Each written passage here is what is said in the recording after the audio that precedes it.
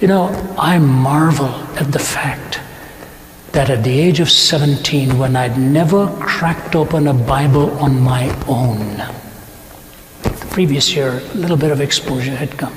Prior to that, never opened a Bible. I'm not even sure we had one in the home. I think my dad had one. But I'm lying in a hospital bed. Do you know why? Because I wanted out of life. My life had no meaning.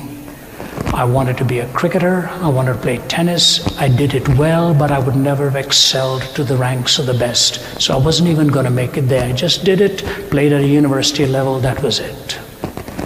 And as I'm lying in this hospital bed, having attempted to take my own life, a man walks in with a little red Gideon's New Testament.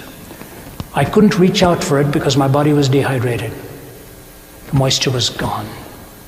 It was a servant in the house who rushed me to the hospital.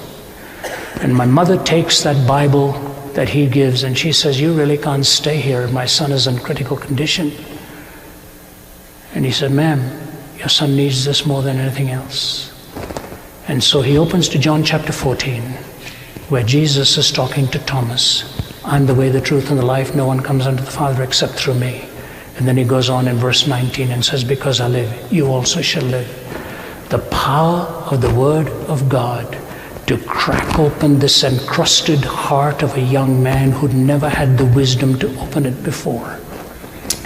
And I begin to pray.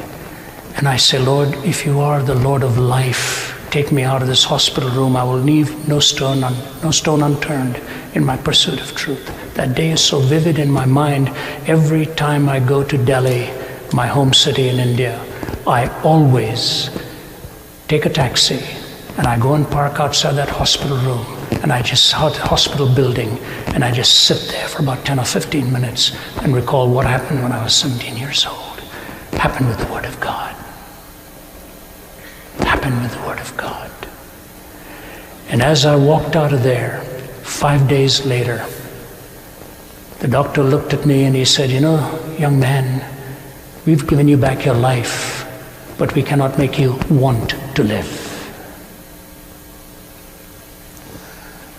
I just said, "Doctor, you don't need to worry about that." I had that little red New Testament, and I walked away from that room. The man who brought that New Testament into my room died last year. I spoke to him a few days before he died from our home in Atlanta. He was living in Los Angeles. I wanted to come over. He said, "Rav, don't. He said, "You've got many, many other things to do." But here's what he said to me. He said, "I just want to say to you, I sit down sometimes and watch you on YouTube, and the tears run down my face, and I think to myself, the main reason God brought me into this world was to bring that Bible to you."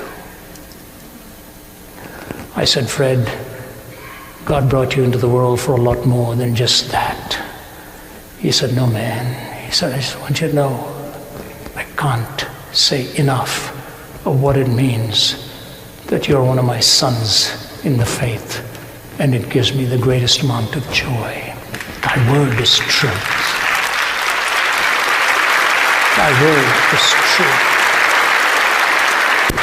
If there is just one application you take away from tonight, can I urge you to open the scriptures and make it a commitment to read the Gospel of John?